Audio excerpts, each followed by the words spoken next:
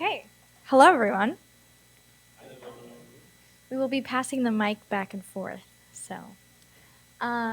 Welcome. My name is Sway Lopez. I am a systems analyst at MITRE. It's a not-for-profit corporation and research institution. And this is Pete. Pete, go ahead and introduce yourself.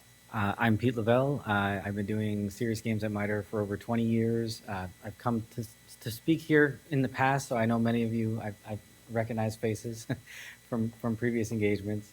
And so, yeah, we're here with just another game. This is a little bit of a different one because we were able to do some pretty interesting efficacy testing, which is really what we want to share with you today, is how we did that and kind of the results of those tests. Yeah, and if you have any questions, please go ahead and let us know throughout. We are very open to discussion, and we want this to be an open conversation.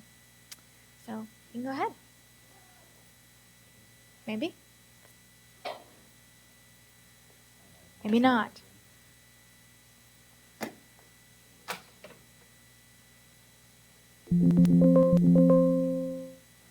Okay. So what is the problem that we're looking at?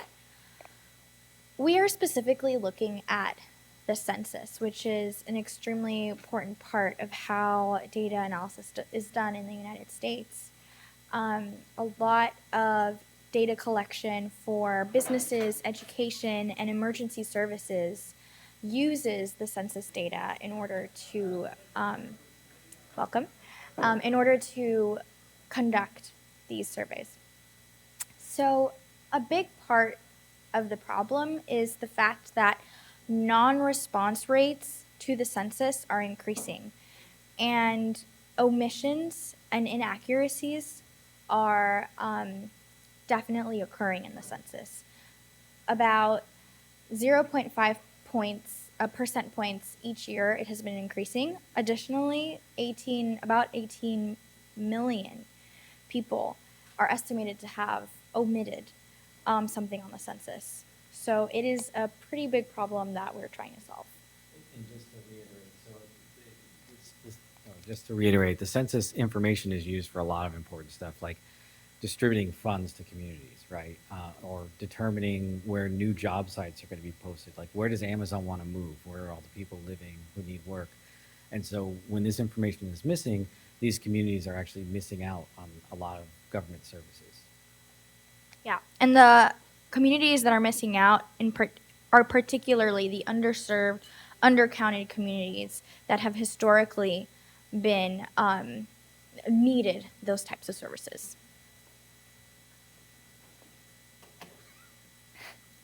There we go. So why is this happening? There has been lots of different reasons that have been found, but part of it is because these communities are more prone to be hard to persuade. This includes distrust in the government and overall skepticism in the process because of because they were historically targeted. Additionally, there are some that believe that their say is not important in the government's view, and that their census answers would not have any impact in the community. Apart from that, there's a lot of confusion on how to answer the questions, especially if they haven't ever done it before. And these are just 3 of many different reasons why these populations are hard to persuade.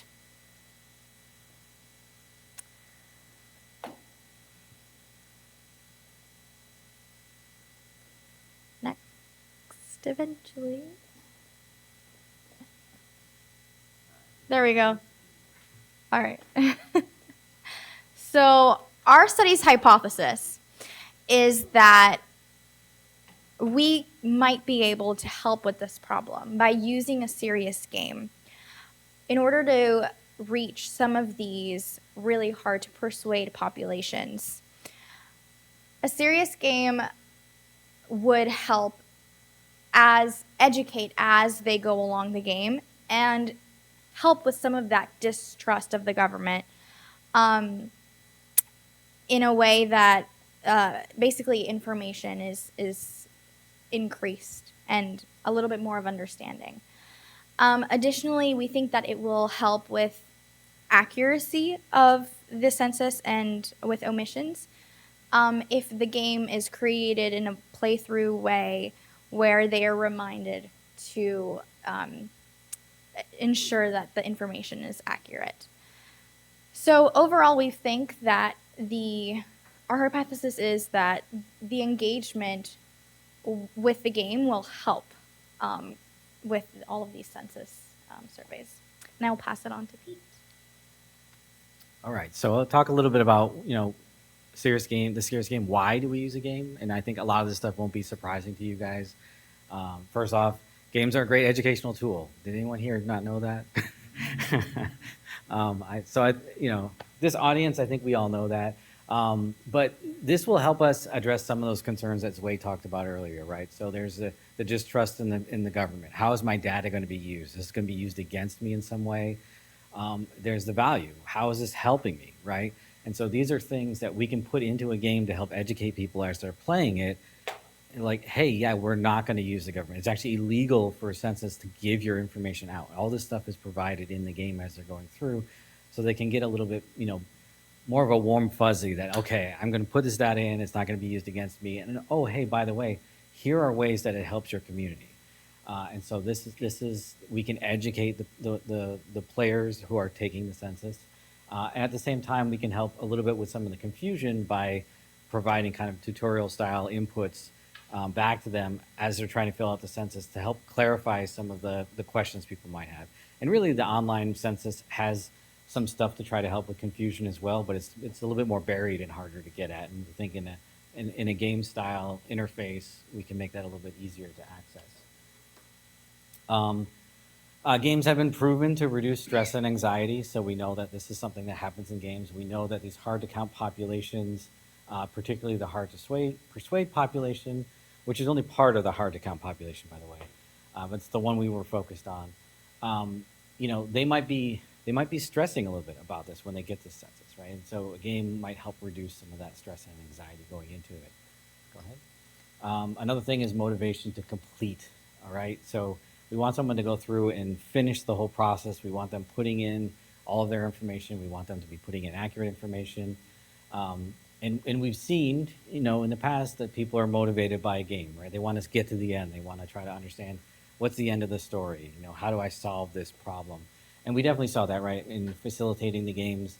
We saw people who were participating who wanted to see the end. They wanted to get to the end. They wanted to achieve that final goal in the game. So, and then the last part is really the immersion of a game. So, one of the benefits of using a game is that you can capture more of the senses of the participants than you would in just a traditional survey, right? So a survey, all you're doing is you're reading with your eyes and you're answering questions. With a game, we can bring in audio, we can bring in animation, right? We can bring in lots of, probably not smell, but we can bring in, things that will kind of capture more of their senses, right? And keep them from getting distracted, keep them on task and actually filling out that survey and giving accurate information. So I'm going to show you the game here in a second, and we should have time at the end, so we'll do a demo to show you guys a little bit more what it looks like when it's actually running. But here on the what is this, right side, I'm sorry, I'm dyslexic, so I don't know what that is. But on this side, we have our traditional census. This is a picture of the 2010, but all of our work was based off of the 2020 census questions. This is just a nice picture we found. And over here, we have the game. And so basically, as they're playing through the game, they're going to be answering these questions in the survey. And so here, you probably can't see it, but question number 2 asks about if there's additional people in the household. We've got that exact same question using the exact same words right here. So any of the black text in the middle of the screen was always a question directly from the census. And then down below, you've got the same options that are in the census that you can fill out as a checkbox to continue on with the game. The purple text, go back, sorry. The purple text that you see in the middle is basically the story that's going on, and this is just in the middle of the story, a short sentence that's happening. They're basically, what they're trying to do is they got sucked into this time-space warp continuum thing, and they need to try to find their way home. And so the only way they can do that is by clearing away the fog to show there's basically a tree here with a door in it. And so once this gets completely cleared, the door will open and they can go back home. And so as they are answering questions, that fog is going to slowly clear more and more and more. They've got this timeline along the top, and so that's actually scrollable. And so if they miss a question, that the little oval shapes there will actually show up in yellow instead of the gray that's there. And so they can always go back. They can see exactly where they didn't fill in information, and they can scroll back and forth through time to go to that spot and fill in their information. And then up here we have the time oracle. So the time oracle is going to serve really a lot of the education piece there. So they're going to tell them different things, like how their data is used, how it helps their communities. They also help out with different questions. So for instance, it's well known that this particular census question, people frequently forget about things like babies. So you'll have a family of 3 with a 6-month-old baby, and they'll say, there's 2 of us, because they forgot about the baby. And so that's a common thing. So we've got the oracle here that's reminding them, hey, don't forget about babies, newborns. And another group that's sometimes forgotten is the elderly people that are living with a family. And so we also made use of, we've got a little, you'll see this when we do the demo, but we've got this little animated cyclone whirlwind thing, whatever it is, that kind of goes down this corridor in the time warp. And it's got a bunch of babies in it. It's got some older people. It's a little disturbing, actually, but at the same time, what it really was meant to do is be a visual cue as well to, hey, don't forget about babies and elderly people as you're filling out your census. And so we're trying to make use of all those different senses and all those different cues to improve the accuracy of the information as people are going through this experience. And they're really kind of following along in the story, so there's kind of like a reason, narratively, why you're putting this information in. You need to remember who you are to get back to the real world. Okay, now you can go. And so what we did, because we're doing A/B testing, we need to compare this to something. We replicated. It's a pretty good faith replication of the online census. We actually did it in Excel just to help, because we're doing everything offline, and also to do data capture directly from the tool. We did use a little bit of the whatever those controls are called, I forgot what they are, so that we can have buttons and stuff inside of here. But it works exactly the same way as the online census. You can go through, hit next previous, you can click and jump right to the people questions if you want. And it has all the same information. You can see in the online survey for the census, that information about like, hey, don't forget about babies and stuff is kind of hidden under this link that you can follow. And that's how it works in the real census. So we tried to make this as much as possible exactly like what the online census was in 2020, so that we could compare these two when we did our testing. Okay. All right, so talk about the study. So when we actually did the study, we went out to areas in Northern Virginia, Baltimore, Maryland, and Washington, D.C. to get a good sample of areas in basically 3 different states and the capital. So we first looked at the 2020 census map and identified what areas were harder to count. So that's going to be the lighter the area on the map, the harder to count they are. So we only looked at areas that were 68% or lower in response rates. And you can see with the green highlights where it is that we actually ended up going.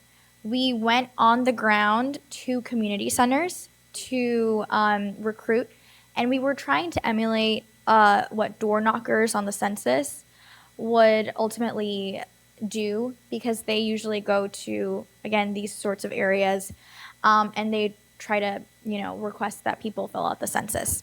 So that was really what we were emulating. I'm going to go to the next slide to talk about how we actually conducted this. So the initial criteria that we had was that they were fluent in English and 18 or older.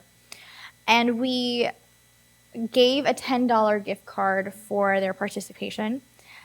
This is not exactly the same as the law requiring you to do it. So it's different incentives for different groups, but we did our best for this study. And then the way that we went about assigning whether they had a game or a survey was a random assignment. So if the first person got the game, then the next person was going to get the survey, and so on. So we didn't decide, after the fact. Additionally, all personal information was wiped, but we would note whether it was a valid response or an invalid response or partial. So here are some examples of what that might look like. For example, if a response only had their first name, then that would be a partial response, is what we would consider it as.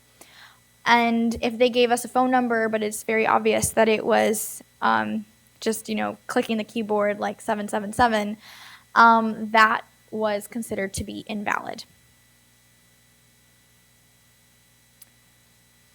Yeah, and you can go ahead and talk about the results. So one thing I will point out, so wiping the data was an important thing for our IRB process. They were very concerned about us collecting PII from participants. And so part of the promise was we're going to wipe it right there on site. So it's the same day as we collected the data, we had our facilities go through and do that process that Sway just talked about. One of the challenges there, of course, is that's dangerous. And so we did have a transcription issue where in the process of doing that, it required us, we scored the data, whether it was valid or partial or anything like that. Then we copied, everything was scored, and I can show you afterwards, for both the game and the survey, everything got scored in a single column. And so we cut and pasted that column into a master spreadsheet, and then we deleted the original data. So this is all like extra precautions to make sure we're not leaking PII anywhere. And one of the facilitators, not Sway, one of our facilitators kind of cut and pasted wrong. So the problem with Excel is because we're capturing all this data through formulas, when you cut and paste, you have to cut and paste the text, not the formula. And so unfortunately we lost about 15 of our samples, which is like a third of our samples.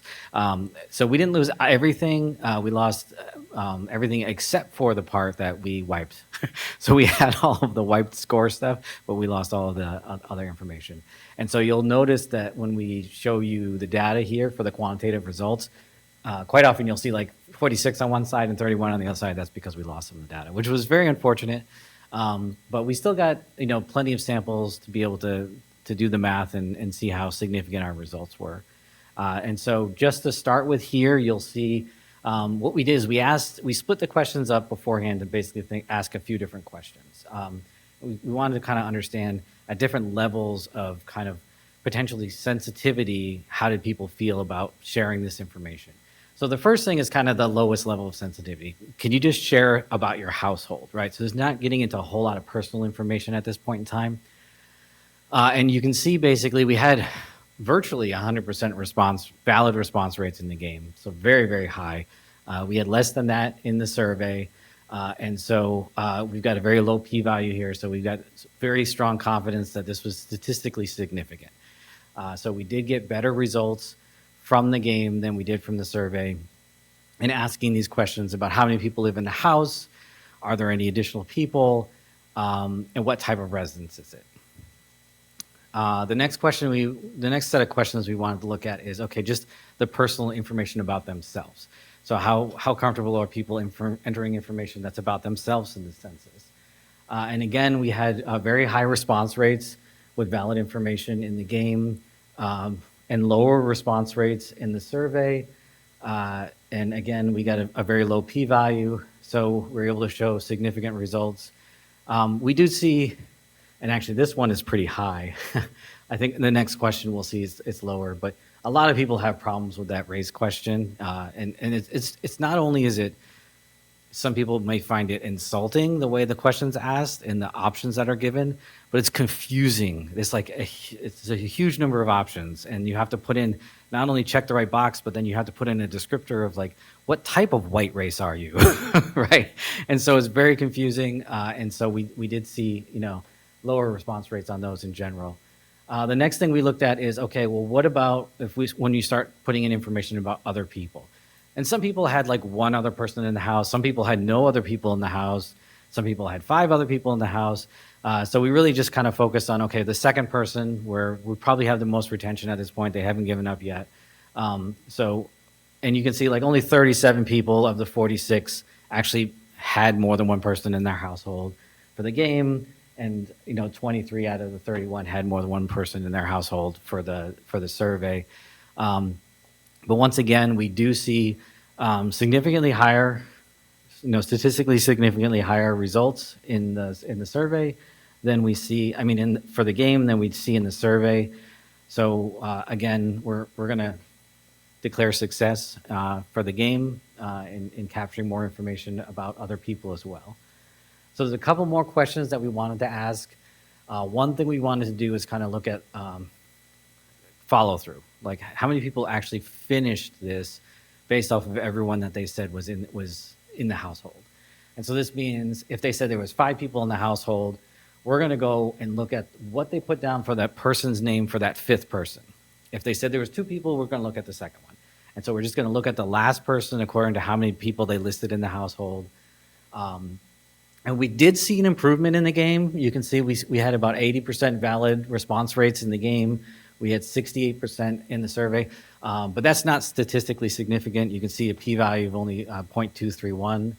So we can't say that that's statistically significant, but I still think it's promising that it's a higher value. And then the last thing we want to do is we really wanted to focus in on that. I showed you that example of where the Oracle is trying to remind people about babies, right? Like, hey, don't forget to include babies. And we had the visual indication and the whirlwind and everything.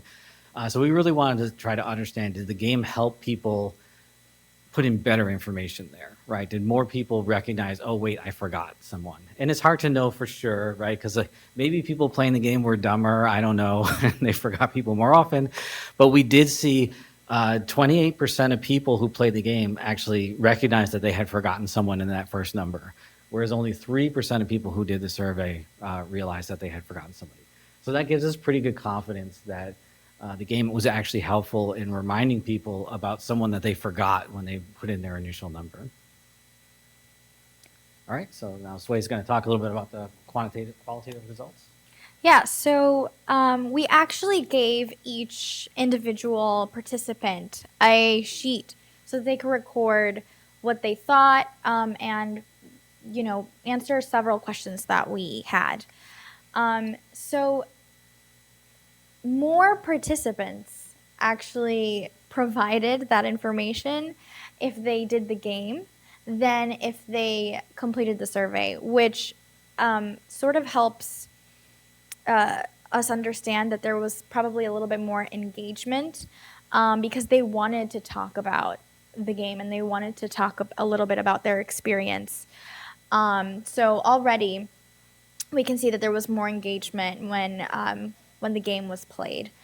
Of those that did play the game and filled out the survey, 70% demonstrated some sort of enjoyment. So that it included writing down that they really liked it, that they liked the theme, that they felt like it wasn't necessarily something that's hard, that they would do it again, things like that. And so here are some different types of comments that they did. But an interesting comment that I ended up getting while I was there on the ground was one of them specifically said that they were one of the people that usually doesn't do the census or gets door knockers on their door and then does the census. And they basically said that the game was really engaging and they would 100% do it if it was in a game format. So even though this doesn't necessarily work for everyone, and that's really what some of the qualitative results said. 20% maybe didn't like the theme or things like that. There are some in the population that really benefited from doing the game versus the survey. So it's just very interesting to see. So just to summarize and end the presentation portion of this, census questions did receive statistically significantly higher completion results in the game. And this included specific questions on the home and self and really personal types of questions that we were expecting the hard-to-persuade population to be a little averse of.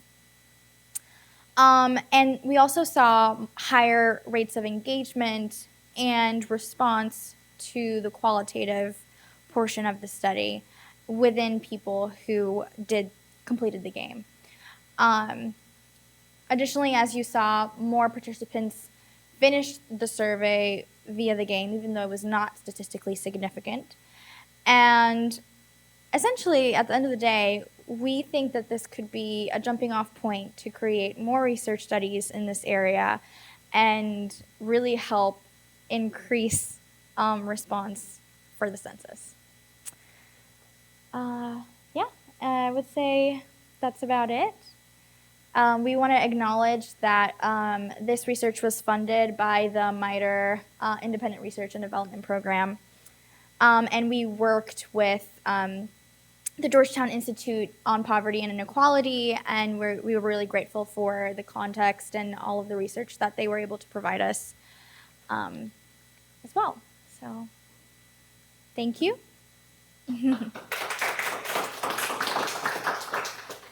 And so at this point, we'll probably show you a demonstration of the game. We can also show you what the Excel tool looked like if you're interested in seeing that. But we're also happy to field any questions that people have as I'm setting stuff up.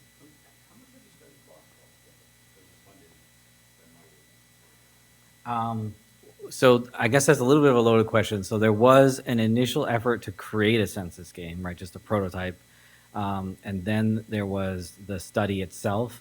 And I think we had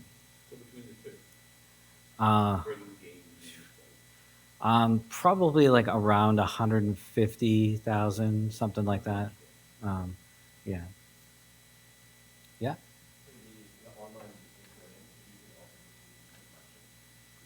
Oh yes, the question was how much it cost.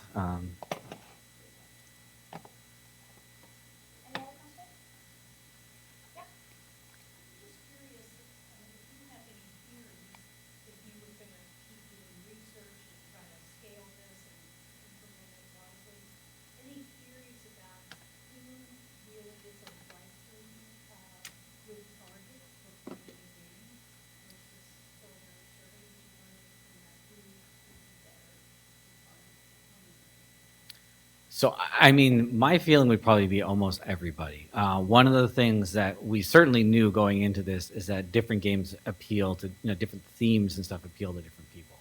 We tried to pick a theme that we thought would be widely appealing in general.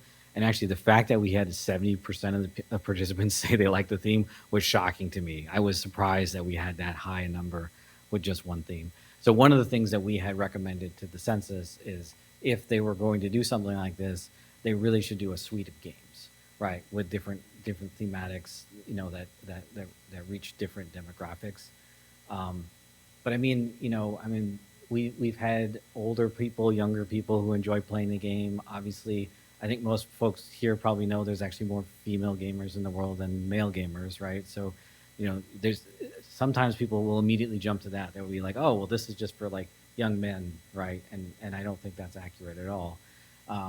So I think there definitely are different demographics, even within the same demographics. People have different tastes, right? And so different genres of games are important. And I think we had, in working with the Georgetown folks, they had also called out that it's not just games, right? Like we still need to do census, right? We still need to do the online census. We still need to do paper census. games aren't going to be for everybody, but we do think that they will help reach a large portion of the population that's not being reached right now. I did notice just my own, observation. I did notice that older generations that took the game and said that they didn't used to take the census were more likely to have like engaged with the game than others. I think it might be because of the fact that a lot of things are online nowadays, including the survey. The census survey is online, and they forget their papers. But the game, once they're sat in front of it, they said that it was really helpful because it kind of just went through what they had to do with sort of minimal effort. It was very visually guiding and things like that. So I do think that there's an opportunity, especially for the older generations, in sort of that education piece. Yeah, sure. Do you think there's any way to disambiguate whether like the play that helps people get through this and do it right, or whether it was just a better UX? Like having the information kind of presented through a I would be the first to tell you that our UX is a little clunky because we only had $150,000 to do this. So I don't know that so I think it was a little bit of a clunky UX actually. Now, as far as like, did we present the information better? Hopefully. So I think that probably helps. So like having But the reminders on the screen. yeah, Click, exactly. Having a progress meter so you know how much more you have to do. Yeah. Things like So I mean, and hopefully that stuff helped, right? That's why we added that into the game. Is all part of the game experience. But we definitely got people who said the game kept them like interested, right? And they wanted to finish. They wanted to see, can I escape, right? And so these other aspects of gameplay were important as well as just the presentation of information. Also, I like I said, it wouldn't necessarily be for everybody. There were some, I would say probably on the younger side, a couple that said that it was really, they would prefer to just get the questions over with since they, seem to have filled it out before, and not go through the game. So it just really, I think, depends on what area we're looking at. And although I will say, I think that in the undercounted populations, more people needed sort of that time. One thing I'll point out real quick, and then we'll take your question. So we very intentionally did not take demographic information from people before we had them take the survey. And a big part of this is because there is a specific demographics that are off-put by demographic information, right? And so if we were to say, okay, can you give us this demographic information first before you take the survey, then we would be excluding a large part of the demographic that we were actually trying to do research with. So we didn't do any of that. We basically said, are you at least 18 years old? Can you read English? And that was the only thing that we cared about. And if we had other language versions of the game, we would have not asked that second question.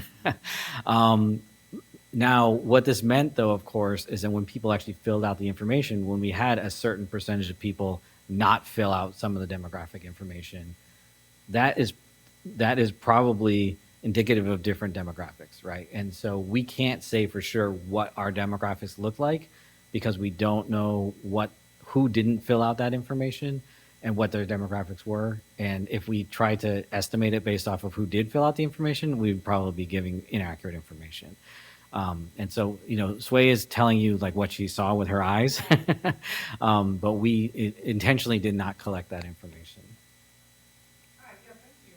So it looks like some of the flavor text that is in there is really what someone would say if they need help with the survey, if they're taking the Excel version of it. Did you work with people that were door knockers to see what the issues were and how to solve them? So we didn't work with people who were door knockers. We did work with SMEs within MITRE who have worked with the census for a long time. Um, we did talk with the census about this, but we didn't actually collaborate a whole lot with them because this was internal MITRE research. We did do research though, right? And so the research kind of showed us what are things that people have a problem with. So for example, that, forgetting about babies, right? This is something that comes up in the research over and over again. Um, but yeah, I mean, probably that text we could probably do 1,000 times better than what we did. Like we put it together, we knew about a couple issues, we made sure to call those out, and then we were really just kind of this was just like a fairly quick prototype to try to see, hey, will this actually work? So I think we could make 1,000 times better game. I think part of the reason why some of the younger people maybe didn't like it as much is because it's a cheesy game. We'll demo it to you guys right now, and you'll probably be like, "Oh, geez, that looks like it was built in the '70s," because it's a quick and dirty prototype. And a lot of the stuff that we do is like that. But really, it doesn't matter, right? Because even a cheesy game is more engaging than a paper census. So, um, What, I love the okay, for some people. You say that we didn't have about demographics. Was that true for both the game and the survey? Well, I mean, in the game and in the survey, they have demographic questions, right? Because those are part of the census. Right. But we didn't ask like beforehand. Okay, So it was in there. yeah, yeah, it's in there. It's captured. It's part of all of our analysis, right? To see who answered questions. But when only like 80, 75, 80% of people answered questions about their race, we can't come back and say like, well, this is what like different races how well they performed in the game, because we don't have that ground truth, and we did that intentionally because we didn't want to or exclude those populations. Yeah, it was part of the experiment to see whether they would or, sorry. It was part of the experiment to see whether they would or would not answer those questions, or whether they would do so partially or not, so. And sorry, that was a question about the collection of demographics before play.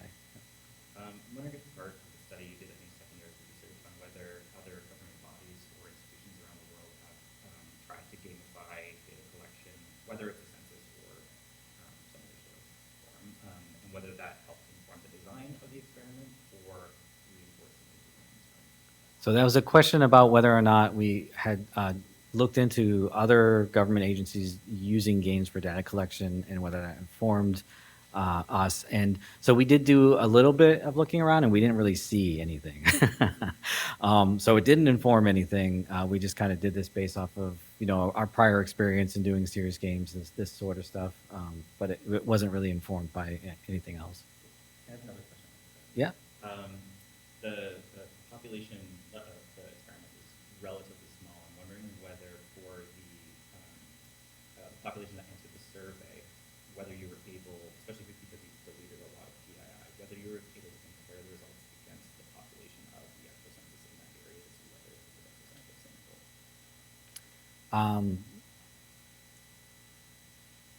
So no, we did not do that.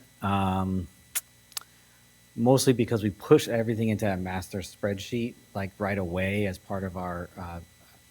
This was a question about whether or not we could compare against the actual census statistics in those specific areas that we went to. But we pushed everything to a master spreadsheet as part of our privacy protection, and so we very quickly couldn't tell who was done where. And also, they were really small sample sizes, right? You're talking about 4 different areas, less than a little under 100 people each. So you're talking about like maybe 20 people per area. At that point, I'm not sure how much that would have really told us. Okay, yeah. Were you inspired by the game when developing? I mean, so obviously, well, when I demo it to you, this is making use of the Now We're Talking engine, which we've used for a lot of visual novel games in the past. And we presented a couple of them. We presented Loki's Marauders last year, which is a game for teaching people about manipulative language, right? And so it's working off of that same engine. So I would say it's kind of inspired by visual novels, as as a lot of those previous ones were. I would say, if anything, as far as like what was it inspired by. So our writer for that game, Chris Spivey, is actually he writes role-playing games. He's got a really popular one that he put together about like the Old West. And so I know he was inspired by things like, you know, Back to the Future and stuff like that when he was putting the story together. But I would say the story was more inspired by stuff than the game itself. All right, so let me go ahead and we'll just give you a demo of the game here. So this is one of the lessons learned working with our IRB in the past is that they always want to have these gigantic consent forms that no one will ever read, which I disagree with. I think it's better if people are agreeing to something that they've read, but this is the way they make us do it. The other thing is that they always tell us that we have to tell people exactly what the study is for, which I don't like when we're trying to test behavior. But again, this is something that we have to do. And, you know, as I mentioned, you know, doing stuff like the information scrubbing and all that other sort of stuff is part of the IRB process in making sure that we're protecting the participants and their information. It does make it challenging because that means at the end of the day, we don't actually have the original data, right? We have the master spreadsheet, which has the original scrubbed data, and that's the best that we have. So they would go ahead and, you know, they would pretend to read this and then they would hit continue. And then at this point, they're into the game and they're going to learn a little bit about what they're going to get in the game. So it's going to kind of let them know, hey, you're going to be filling out the census while you're playing this game. It shows them that area that's going to be how they get home. It shows them the time oracle, and the time oracle is going to be able to provide them with helpful information. The story in the center, the box in the bottom where they're going to be entering all their information. The scrubber, which this image is a little bit out of date, but the time scrubber at the top where they can scrub back and forth and change their responses. Then he just says, good luck. So the little zap sound there. So we get, you know, a little bit of information from the time oracle about, you know, what the census is all about.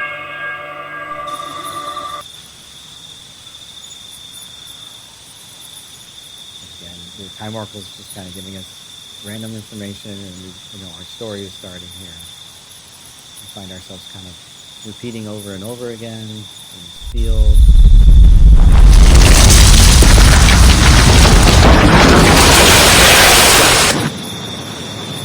Memories are slipping away into nothing.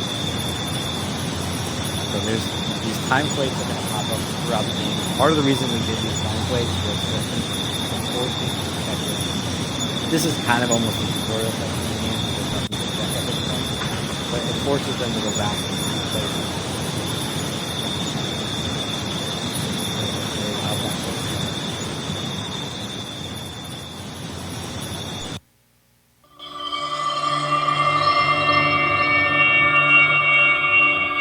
Lost in this time-space vortex, and we got to find a way to get back home.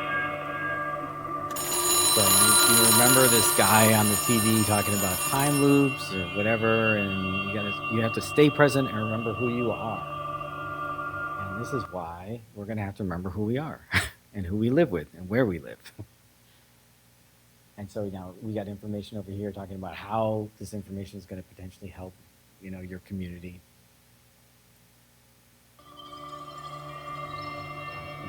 Who's living in my house? All right, so we get our first question. And so we'll go ahead and put in whatever we think the number of people are who live here. Maybe we're going to change our mind later. Now put that reminder. Forget about babies.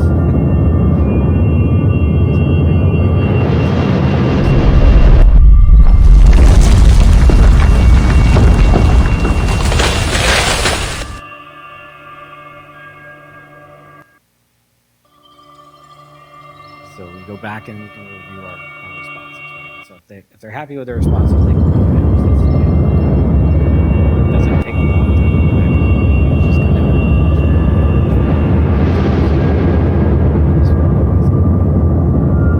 house they live in. by the way, we did use AI artwork for this game, which is why you will notice things like calendars and phones look really weird, because apparently don't know how to draw those things. Anything with like numbers in it, it doesn't understand. Like a calendar is supposed to be sequential, and this is what it thinks an old phone looks like. I don't know what those buttons are, but so let's say we didn't put in our phone number. So what's going to happen here is you can see that little thing up top there.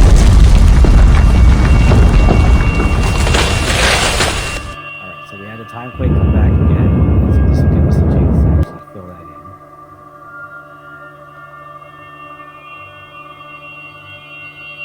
So now that little yellow thing went away. So let's name it.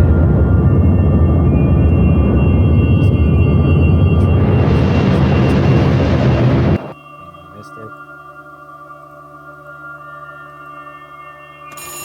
Put in.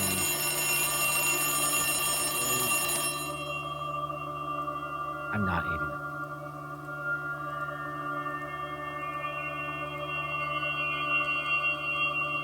Now this is where so this is just the Latino question, but the race question is even worse. It just, there's so much information you have to fill out. Like, go back again, just kind of go through this. This is what the race question looks like. And this is, I mean, if you look at the actual census form, it's just this is like a whole page question. And so we had to try to fit all this into one question, which was annoying. Actually, you know what? I'm going to leave this one blank.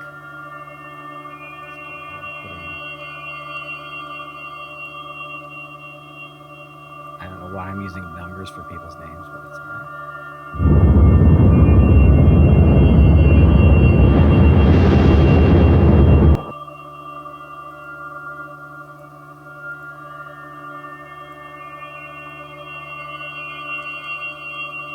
Oops.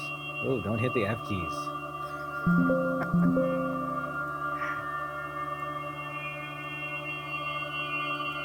That's not a good age. That's gonna, I mean, I could put that in and then we would flag this as invalid data later.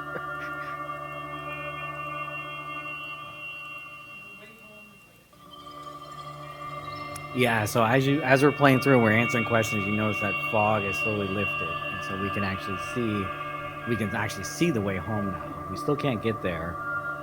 All right, fill in this information.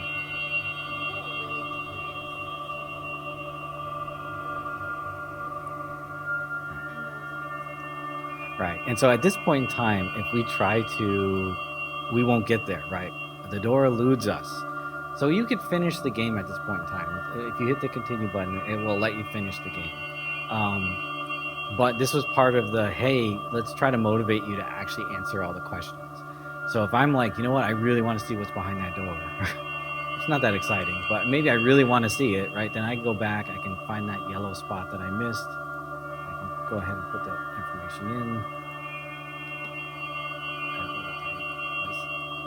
Oh, you know what? There's apparently missed 2, right? Because I didn't put the race in.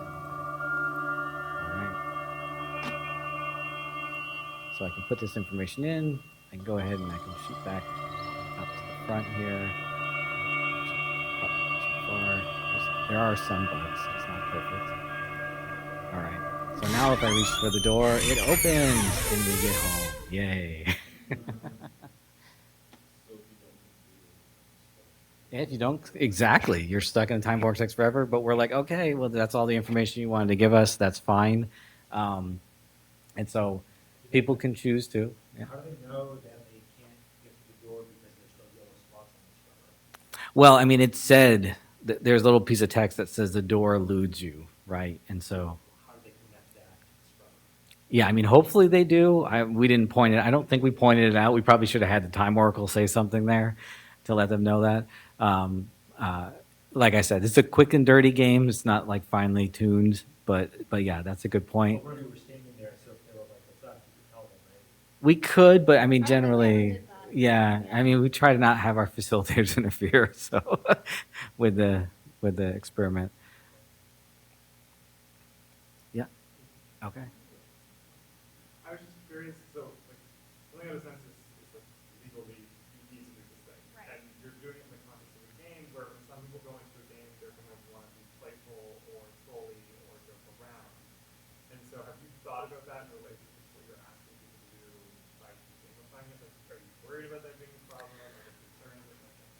So, I mean, I think for an experiment like this, yeah, definitely, right? But at the end of the day, we were more concerned with like, do we think this is something that could be used for real? If it's being used for real, it's going to come with those same legal rules, right? Where so you're still going to have the same penalties if if you don't answer it, or if you lie, like all of that stuff would still be wrapped around it, all the same legalese. So I would hope that that would prevent people from doing that, but.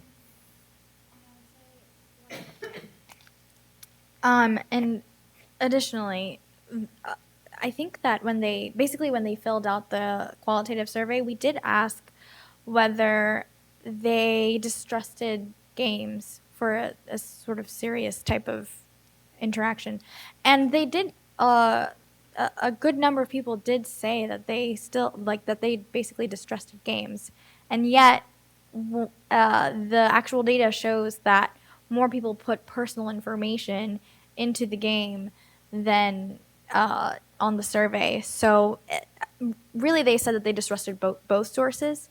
There was a slightly higher distrust for a game. Um, but I think at least the data showed that once they are actually in the game, they actually do put in the personal information. So. Well, I think you first. This is a technical question. So you've gathered all this data. Is it stored it's like stored locally as strings and variables, what have you, inside of Unity right now? Then you exported it to CSV, or does it get uploaded directly to your server? Like, how was that process? This, Just built it now to yeah, yeah, no. We output stuff directly to Excel at the end of the game. So it's stored in local variables. You get to the end of the game, and it's output into Excel so that everything was stored in Excel data files. and that's what the person's doing. Yeah. Yeah. Wondering, so this is to count all the people in the United States, right? So, if you were asking people, can you read, a blind person or a low vision person can read, and yet they can't experience this. We have in the United States 7,675,600 people with blindness and low vision. There's a very simple way that we could allow this to be universally designed or customly designed by allowing voiceover to Mhm. read the text. Yeah. So no, 100%. So that was a question.